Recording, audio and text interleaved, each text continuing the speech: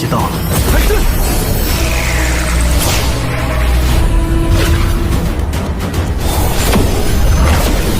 九星回龙阵内我辈无敌。 Formasi 9 bintang naga adalah ilmu rahasia Istana Bilwo, didorong oleh tarian menyembah bintang dari ketua istana, dan dengan bantuan energi yang tersimpan di dalam batu ilahi, untuk membentuk penghalang yang tak bisa ditembus. Qian Kun mencoba untuk menemukan pusat formasi dan menghancurkannya.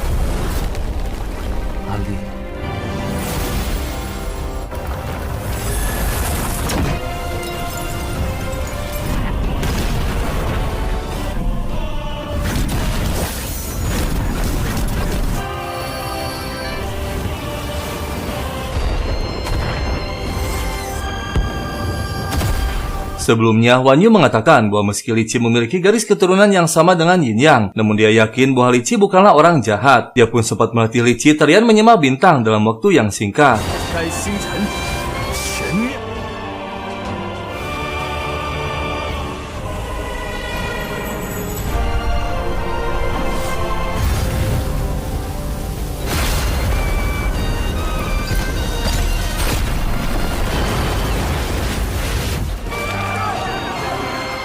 Akhirnya, Pang Tao menarik pasukan dan hal tersebut membuat Li Yuan geram hingga dia pun menyerang dan membuat Li Qi terjatuh. Tak lama, mereka pun bertarung.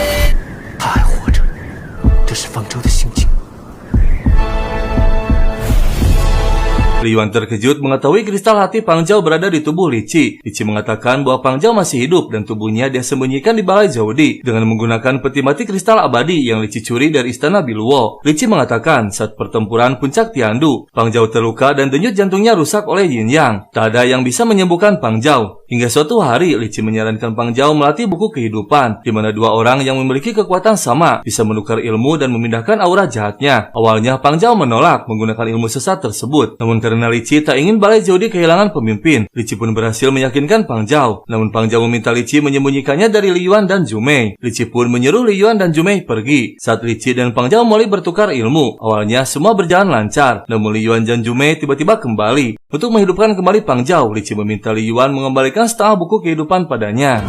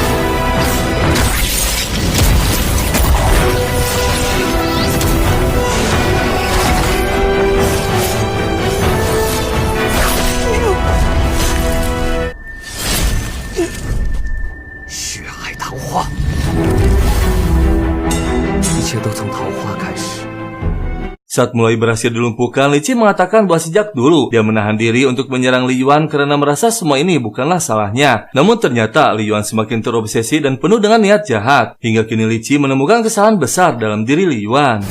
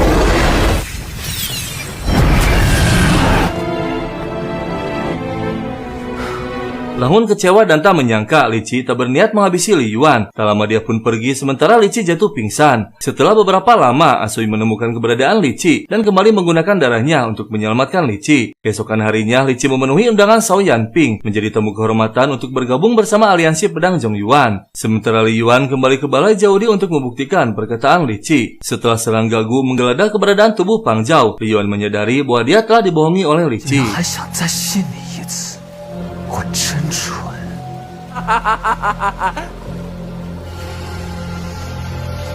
Puren membantu Puju untuk menyerang markas pengikut sekte Peng Liu. Namun tiba-tiba Puju merasa bahwa markas musuh mulai dekat. Dia pun meminta Puren dan pasukannya menunggu, sementara dia akan memeriksanya lebih dulu. Namun tak lama dia bertemu dengan Pang Tao, teman main caturnya yang kini memilih untuk menjadi pengikut sekte Peng Liu.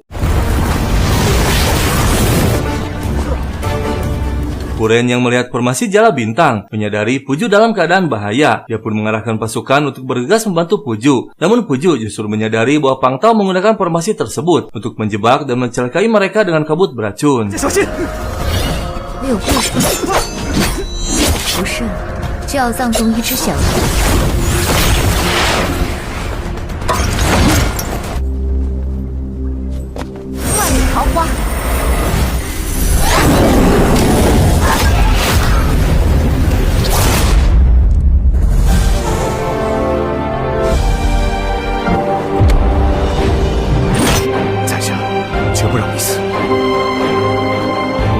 Puren memerintahkan pasukannya untuk kembali ke markas sementara dia akan mencari keberadaan Puju. Tak lama Puren terkejut saat melihat Raja Pedang masih hidup. Raja Pedang mengatakan bahwa dirinya memang telah tewas, namun sekte Peng Liu mengubahnya menjadi boneka manusia. Puren kini mengetahui bahwa ayahnya memang bergabung dengan sekte Peng Liu.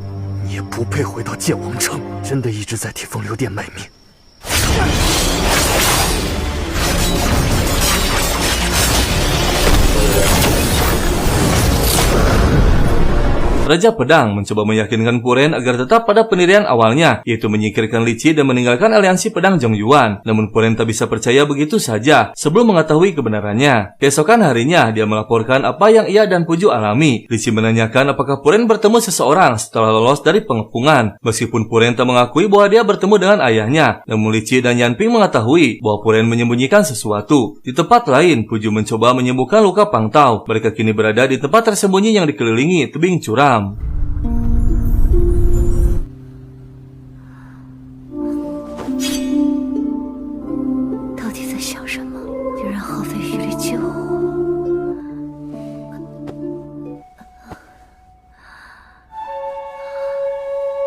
Suatu hari muncul peta yang menunjukkan lokasi markas sekte Peng Liu. Sebelum mengetahui keaslian peta tersebut, Li Qi menyarankan agar aliansi pedang Zhongyuan tak terburu-buru menyerang lokasi tersebut. Namun Su Jin justru membawa beberapa muridnya untuk membuktikan kebenaran peta yang muncul di aliansi pedang Zhongyuan. Tak lama mereka mengikuti anggota sekte Peng Liu hingga sampai ke tempat Li Yuan.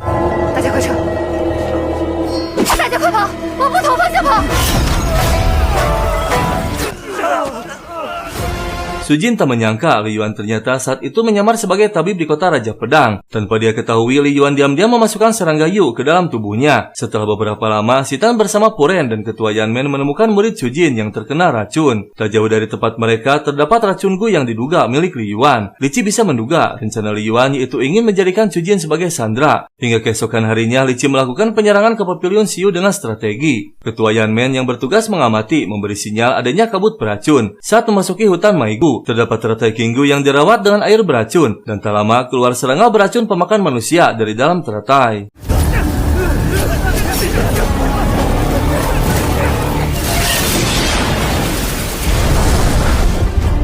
Ketua Yanmen melihat orang-orang dari sekte Peng Liu yang sedang berjaga. Dia pun kembali memberi sinyal. Sementara Puren melihat jalur air di depannya telah putus. Li Qi pun mengambil alih.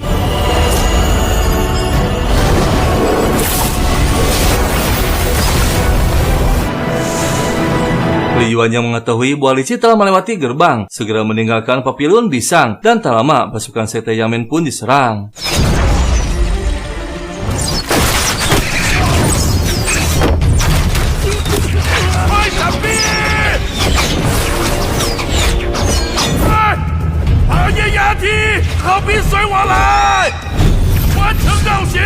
Li Qi mengetahui bahwa ketua Yan Men dan pasukannya sedang menghadapi 9 panah beruntun. Dia memerintahkan Yan Ping kembali ke tempat 6 ketua pedang, sementara dia akan beraksi sendiri. Puren yang masih mencurigai Li Qi memutuskan untuk mengikutinya. Namun tak lama, Yan Ping dan pasukannya diserang.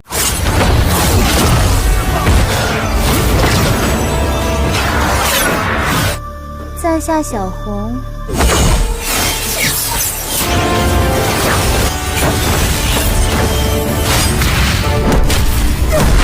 你还能那么丢小？寸步不离。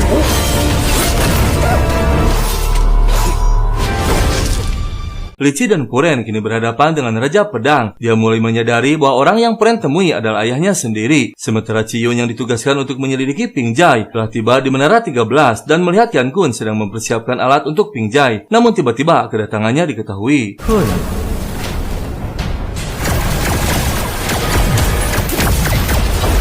Tanpa diduga, Puren menyerang Li Qi dari belakang. Dia semakin yakin bahwa Li Qi adalah Yin dan Yang yang berniat menghancurkan dunia persilatan. Namun saat Raja Pedang mengatakan akan mengorbankan nyawa Puren untuk menghabisi Yin dan Yang, akhirnya Puren mengerti bahwa dirinya hanya dimanfaatkan oleh ayahnya.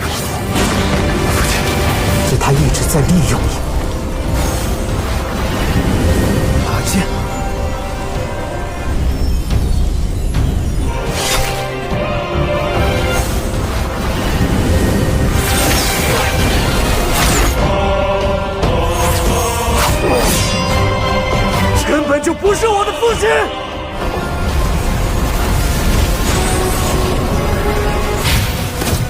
一起用事，坏事。 Puren meminta maaf atas kecerobohannya, dan Li Qi pun memerintahkan Puren beristirahat sementara waktu, sedangkan dia akan menyelamatkan Su Jin. Dan setelah menemukannya, Su Jin mengatakan bahwa Wu Yan telah menyiapkan jebakan. Tak lama, Wu Yuan mengeluarkan asap bius dan cermin bulan di air yang memperlihatkan dengan jelas bagaimana Sekte Peng Liu membasmi aliansi pedang Zhongyuan. 你们所在之处非常安全，你撑住。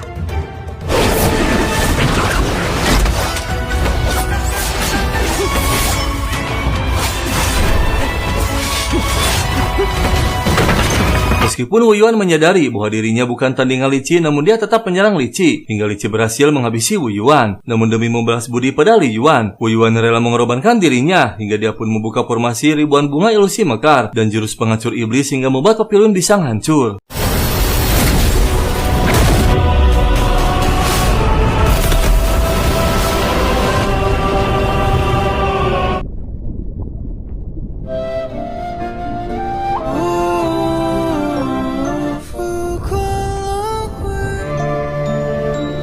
Tanpa diduga, ketua Istana Bilua membantu dengan menggunakan kekuatan awan petir dan langit.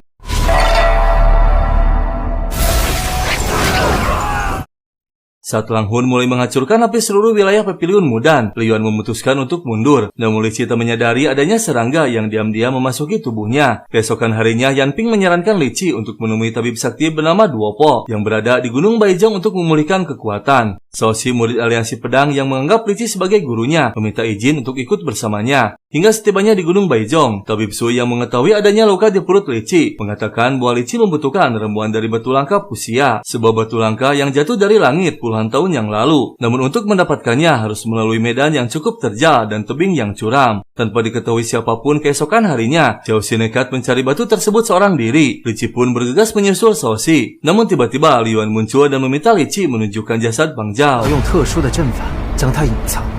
方舟的尸体何等重要，我会证明给你看。你先回周地牢。现在不行。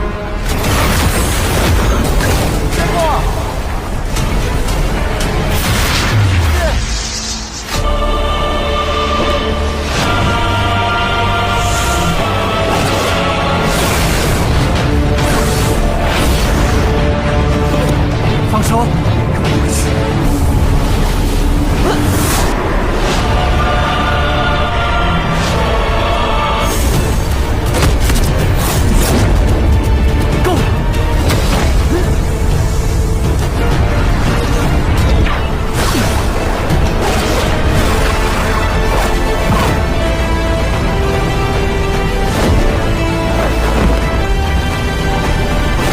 Li Qi mengatakan bahwa dia akan mengangkat Li Yuan lebih dulu dengan kain merah. Namun Li Yuan menolak dan akan mengikuti kemanapun Li Qi pergi demi mengetahui kebenaran mengenai Pang Zhao. 少废话，先上去再说。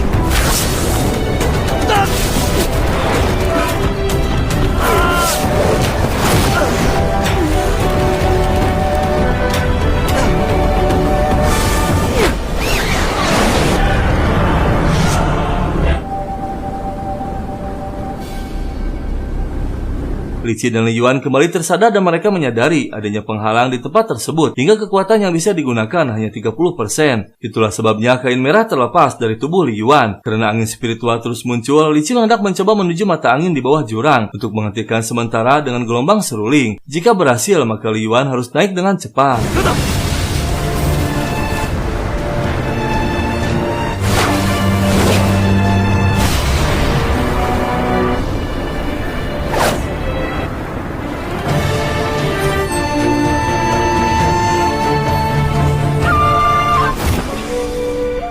Mendengar suara seruling yang lemah, Li Yuan tak menyangka Li Qi terluka begitu parah. Akhirnya Li Yuan memainkan lagu Sungai Jernih dan Laut Tenang, sebuah lagu kolaborasi milik Balai Jiaodi yang bisa membuat kekuatan kedua pihak yang memainkannya akan berlipat ganda dalam waktu tertentu.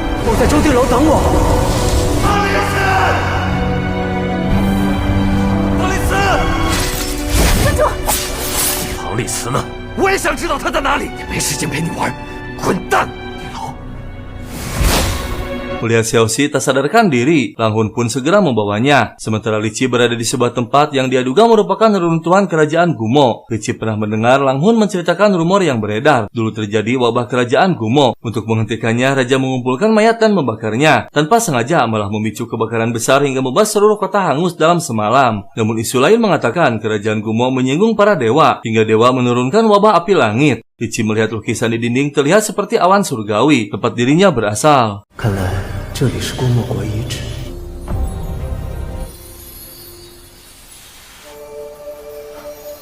Li Qi diperlihatkan mengenai kejadian 50 tahun yang lalu saat Li Qi menghancurkan ruang hampa dan meninggalkan alam surgawi, namun malah diserang oleh naga tua yang hidup di perbatasan ruang hampa hingga ia terluka parah. Dengan tergesa, Li Qi menjerat di kerajaan Gumo, dan di sanalah Li Qi yang saat itu bernama Yemo bertemu dengan Putri Xia. Kehadiran Li Qi dianggap sebagai perlindungan dewa oleh Raja Gumo dan memintanya untuk tetap tinggal. Tuan Putri Xia selalu menemani Li Qi, namun tak lama kerajaan Gumo mengalami wabah yang terjadi dalam ratusan tahun. Raja Gumo meminta Li Qi membuka roda langit untuk menyelamatkan rakyatnya. Namun ternyata dia berniat masuk ke dalam kesadaran dan menukarkan tubuhnya dengan tubuh surgawi agar menjadi dewa. 后来我才知道，人体从而成神，可将施法者意识互换。所有人都在骗。 Li Qi dianggap telah menghabisi raja hingga dia dihukum oleh semua rakyat Gumo. Api membakarnya selama 3 hari 3 malam hingga tubuhnya membusuk dan kembali pulih dengan sendirinya. Sejak saat itu Li Qi mengerti, tepat di luar alam surgawi penuh dengan makhluk hidup yang tak berharga, hingga dia ingin memusnahkan semua makhluk hidup yang ada di luar alam surgawi. 我来晚了。都是在利用我。不是的，你们让我打开天河，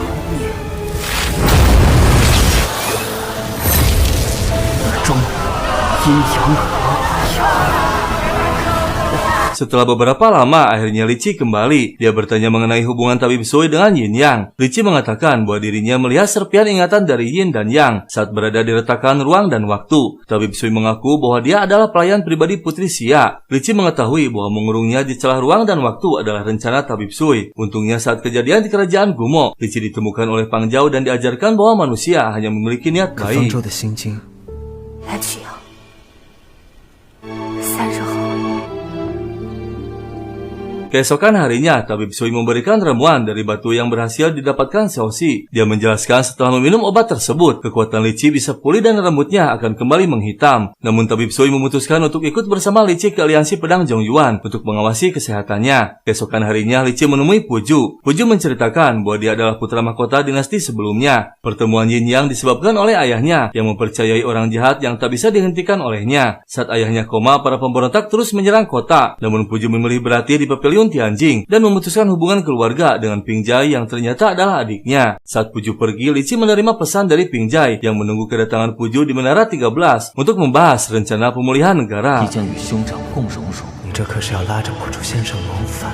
Li Qi menemui Ping Jai di Menara 13 dan mengatakan bahwa Puju tak ingin menemui adiknya. Ping Jai menduga bahwa Puju merasa bersalah atas tindakannya di masa lalu hingga kini tak berani menemuinya. Dan saat Puju menyerahkan negara padanya yang masih belum berpengalaman, Ping Jai menuruti saran dari mantan menteri dan mengambil harta karun kekaisaran melalui jalan rahasia hingga bisa membangun Menara 13 miliknya. 幕后指使是谁？是不是鬼牡丹？ Ping Jai menunjukkan alat membalikan mimpi yang dibuat Qian Kun. Dalam alat tersebut terdapat energi alam surgawi dan bisa membawanya ke masa lalu untuk memperbaiki takdir. Namun untuk mengaktifkannya, diperlukan kekuatan buku kehidupan yang bisa dilakukan oleh Li Qi. Jika Li Qi menolak membantunya, maka Ping Jai akan mengumumkan pada dunia bahwa Puju adalah putra mahkota dinasti sebelumnya. Tak lama Puju muncul dan mengatakan bahwa dia akan masuk ke masa lalu bersama Ping Jai untuk menulis ulang sejarah. Setelah mendengar keputusan Puju, Li Qi pun bersedia mengaktifkan alat tersebut. 这是天东风之战那一年，时间我已经设定好了。 Puju mendapati dirinya kembali ke masa lalu sebelum pertempuran puncak Tiandu. Ping Jai mengatakan bahwa beberapa tahun ini dia terus mengutus prajurit untuk memata-matai dan memahami keseluruhan pertempuran tersebut, hingga akhirnya mengetahui markas pemberontak dan tempat persediaan makanan. Dengan begitu, Ping Jai sangat yakin bahwa dia bisa memenangkan pertempuran asalkan Puju tetap tinggal dan membantunya menjaga kota kekaisaran. Puju pun akhirnya memberikan perintah dan mengirim 5.000 pasukan elit di bawah pimpinan Ping Jai untuk membawa rakyat mengungsi keluar kota. 与诸厨奸佞一阙阴阳。谨遵太子殿下谕令。 Setelah beberapa lama, Puju mendapat laporan bahwa Ping Jai berhasil memenangkan pertempuran hingga pemberontak mundur dari kota kekaisaran. Saat ini, Ping Jai sedang merebut kapal perang pemberontak dan bersiap memimpin pasukan ke utara menuju puncak Tiandu. Puju pun menemui Ping Jai dan berencana membantu Yin dan Yang. Ping Jai menduga bahwa dengan membantu Yin dan Yang yang saat itu menjabat sebagai penasihat negara, dia bisa membalikan situasi. Setelah memikirkannya, akhirnya Li Qi menyadari bahwa Ping Jai telah salah perhitungan. Li Qi pun memutuskan ikut masuk kembali ke masa lalu untuk mencoba menghentikan Yin Yang. Namun setelah berhasil memasuki masa lalu, Li Qi terkejut. Ternyata sedang berada di tubuh Yin Yang. 一阙阴阳